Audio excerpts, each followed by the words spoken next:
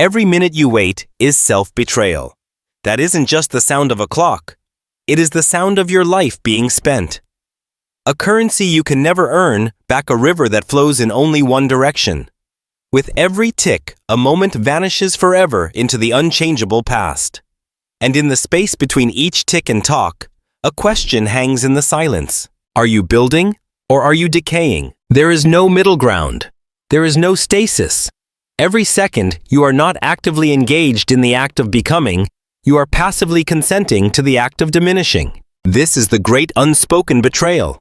It isn't a grand dramatic act of treason against another. It's quieter, more insidious. It's the 1,000 small surrenders you make to doubt. It's the promises you whisper to yourself in the dark, only to let them dissolve in the harsh light of day. It's the slow, steady assassination of the person you were born to be. Every minute you wait, paralyzed by indecision.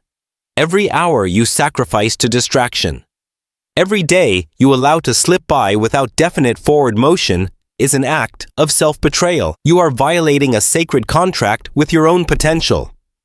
A contract written not in ink, but in the very essence of your being. You feel it, don't you? That dull ache of dissatisfaction. That quiet hum of anxiety that follows you like a shadow. It's not just stress. It's not just the pressure of the modern world. It's your soul crying out in protest. It is the roar of a caged lion reduced to a whimper. It is the spirit of a giant bound by the flimsy ropes of your own excuses. You tell yourself tomorrow. You say when the time is right. You convince yourself you need more information, more experience, more permission. But what you are truly doing is negotiating the terms of your own surrender.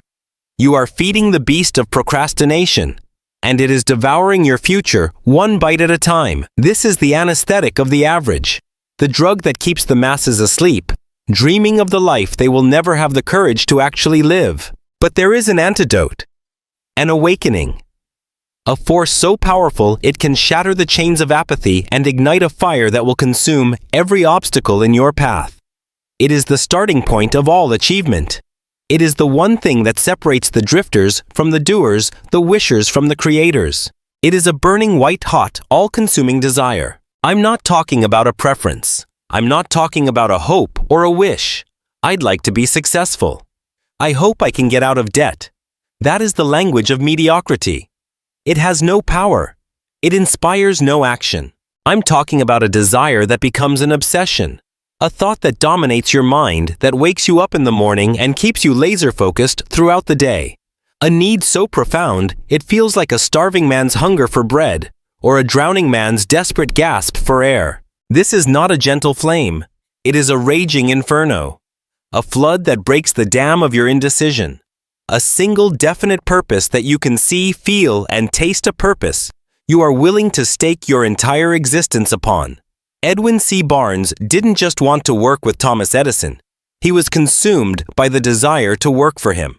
He showed up looking like a tramp with no money and no appointment. But in his mind, he was already Edison's partner. He refused to see any other reality. He held that thought, nurtured that fire, until the universe had no choice but to yield to the intensity of his will. That fire is dormant within you, right now.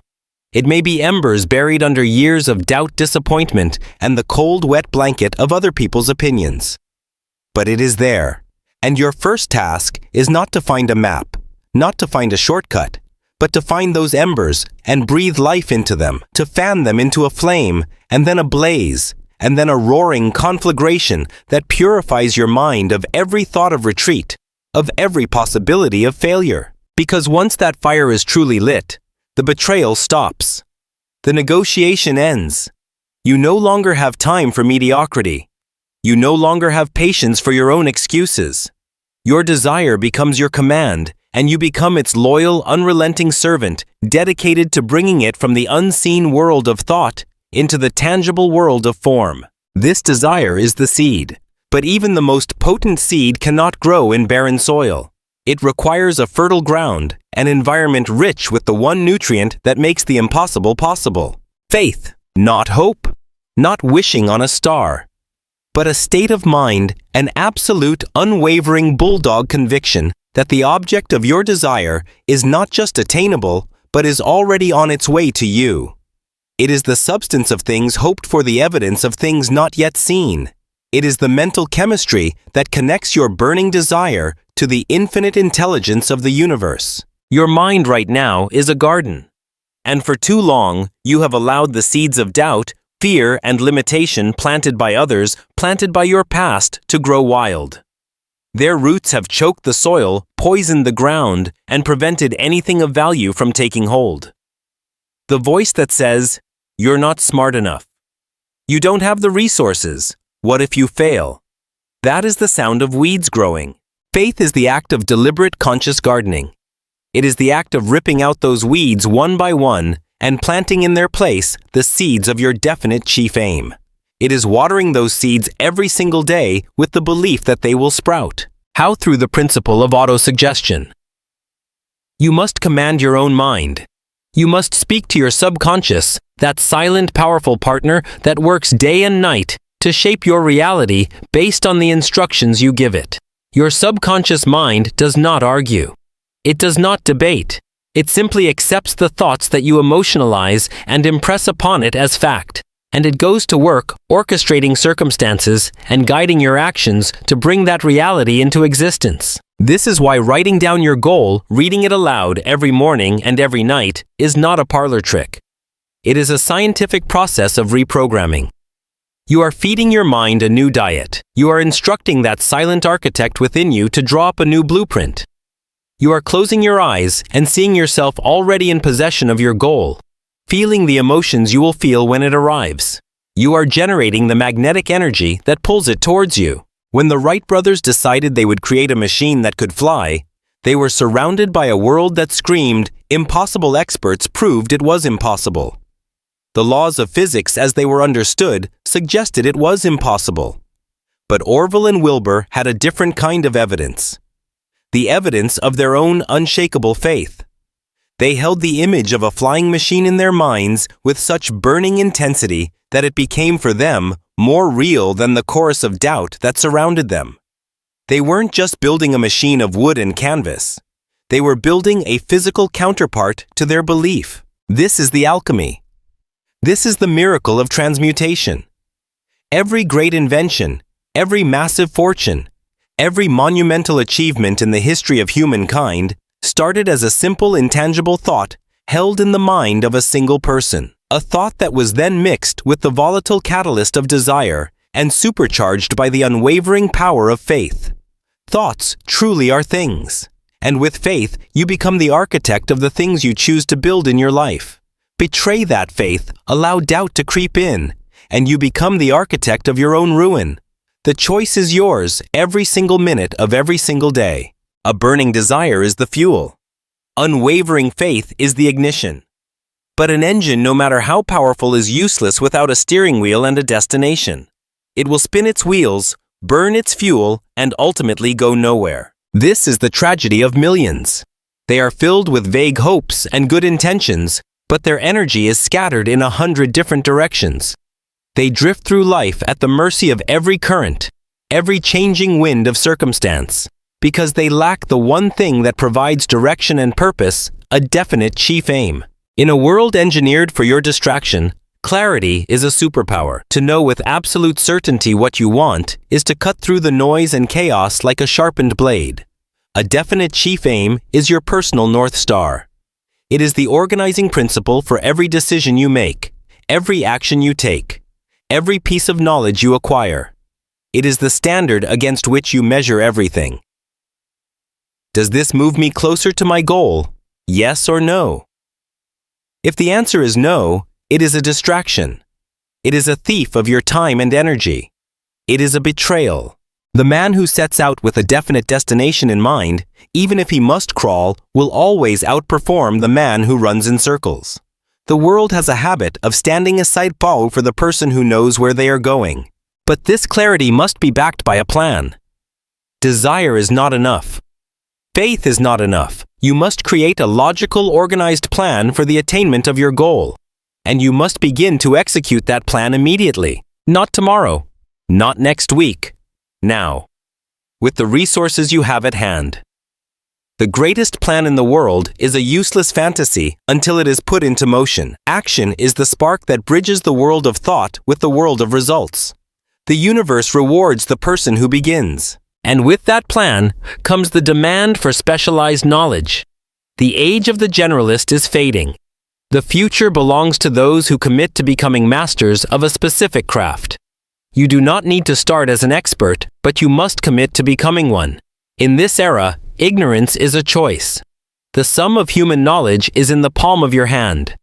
To refuse to learn, to refuse to grow, to refuse to sharpen your mind and your skills is an act of profound self-sabotage. Look at the titans who shaped our world. Henry Ford, a man with little formal schooling, built an industrial empire that changed the face of civilization. How he didn't possess all the knowledge in his own mind. But he understood a critical principle. He knew how to surround himself with people who did. This is the power of the mastermind. No great fortune, no monumental success is ever achieved in solitude. The human mind is a form of energy. When you bring two or more minds together in a spirit of perfect harmony, dedicated to a single definite purpose, a third invisible, intangible force is created. An energy that is greater than the sum of its parts. This is the mastermind. It is your personal board of directors, your mentors, your collaborators, the people who will supplement your knowledge, challenge your assumptions, and hold you to the fire of your own commitments. A council of minds that can see your blind spots and brainstorm solutions that you alone could never conceive. To attempt a great undertaking by yourself is to go into battle with one arm tied behind your back. It is an act of ego, not of strength. The wise person understands that true power lies in the harmonious amplification of collective intelligence. Choose your mastermind with extreme care. The energy of those you associate with is contagious. Surround yourself with ambition, with intelligence, with unwavering faith and a commitment to action, and you will find your own standards rising to meet theirs. Conversely, surround yourself with cynicism, with fear, with mediocrity, and their poison will inevitably seep into your own mind, dimming your fire and reinforcing your doubts. The plan is your map. Specialized knowledge is your vehicle. The mastermind is your crew. Without them, your journey is a gamble. With them, your arrival at your destination becomes a near certainty. Stop drifting. Stop trying to do it all alone. Define your purpose. Build your plan. Assemble your alliance. And watch as the universe begins to conspire in your favor. You have the fire of desire. You have the conviction of faith. You have the clarity of a definite plan fortified by a mastermind alliance. And now you stand at the precipice. The bridge between the blueprint and the monument. The point where dreams either take flight or die in the nest. This is the domain of action, and its twin brother, discipline. This is where the great betrayal is either solidified or conquered forever. Because a plan, no matter how brilliant, is nothing more than a potentiality. It is a ghost in the machine. Action is what gives it a body. Action is what makes it breathe. Action is the only language the universe truly understands. Every single day, you are presented with a choice at every single moment. The choice between what is easy and what is necessary. The choice between distraction and discipline.